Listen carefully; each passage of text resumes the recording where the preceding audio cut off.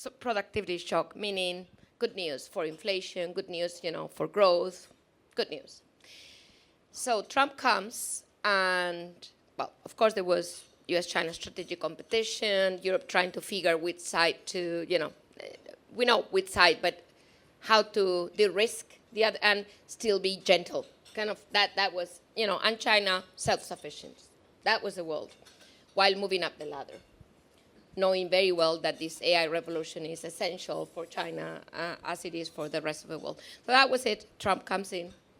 And I really feel like this is not only about tariffs. We could talk about tariffs, but I don't think that's the key issue here. I know that Chinese economists tend to say, well, we're ready for tariffs. This is not, I don't mean to say this is not a problem. I wouldn't go so far.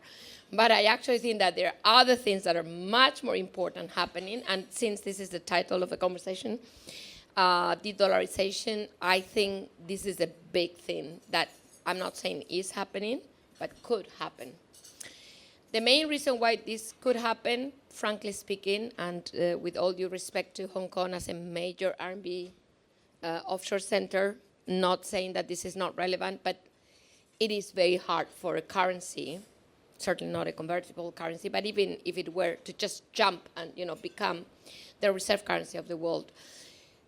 The problem is who holds the reserve currency of the world and the policies that the US is now entertaining. I wouldn't say carrying out, entertaining. It is not an entertainment what the US is flirting with, such as the Mar-a-Lago Accord or the Mar-a-Lago strategy. Yeah, I mean, coming up with ideas such as, bring your bonds, your US treasuries, I swap them for much longer duration. And why not even a lower yield? Take it or leave it. I'm the U.S.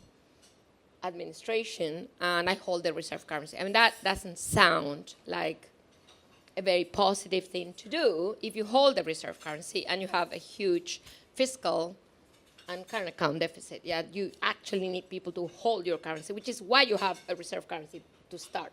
Yeah, you need to owe money to cross-border to actually have that. But once you have it, you can't just behave as you could impose the use of that currency. Yeah, and I think that is where things are starting to shake, in my view.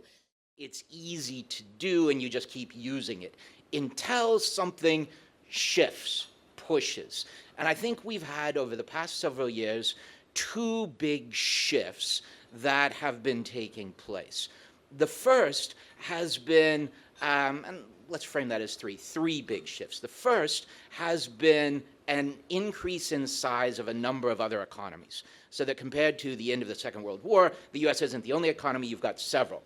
Second has been technological evolution, which has made it easier to have technologies that make it easier not to rely just on one single instrument.